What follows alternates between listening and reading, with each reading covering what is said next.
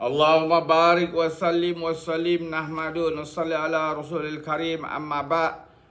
Sayyidina Ibn Umar radiyallahu anhu reports a certain man once asked Rasulullah SAW what is the true condition and appearance of a Haji, to which Rasulullah SAW replied, the true Haji is he who comes with disheveled hair and clothes laden in dust and moist with sweat.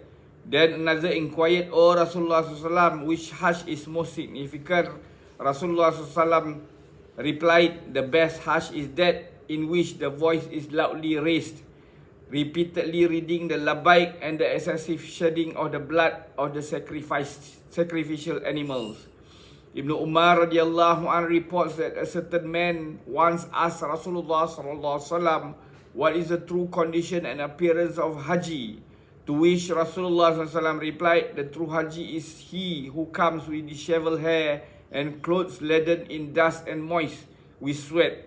Then another inquired, O Rasulullah SAW, which Hajj is most significant? Rasulullah SAW replied, the best Hajj is that in which the voice is loudly raised, repeatedly reading the labbaik and the excessive shedding of the blood of the sacrificial animal. Three main points are mentioned in this hadith. Firstly, it speaks about a Haji with disheveled hair and clothes covered in dust and sweat. These are the true signs of a true Haji. It is not becoming of a Haji to appear adorned in fleshy tops. This is why the use of scents and ether have been forbidden for him in Ihram. In previous pages, we mentioned how Allah expresses pride to angels over the appearance and the deeds of a man on the day of Arafah. See first chapter, third hadith. Allah says to them, see how my servants have come to me with disheveled hair and dust-covered clothes.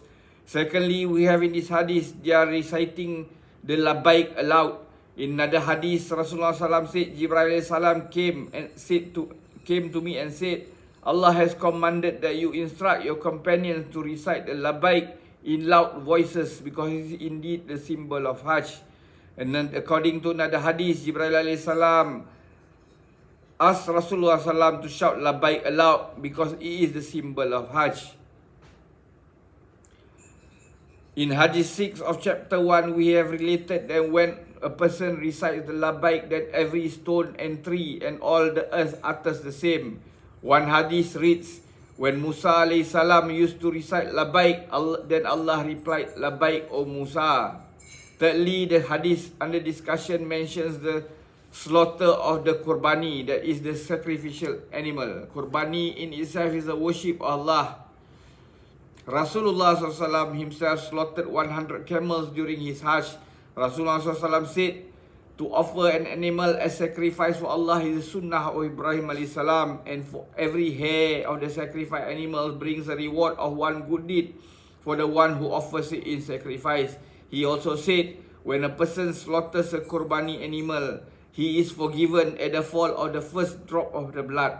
And verily the animal shall be brought forward with all its blood, meat, horns and hoofs, and shall be increased in weight 70 times more than its own weight. And thereafter will it be placed to be weighed on the scale of deeds.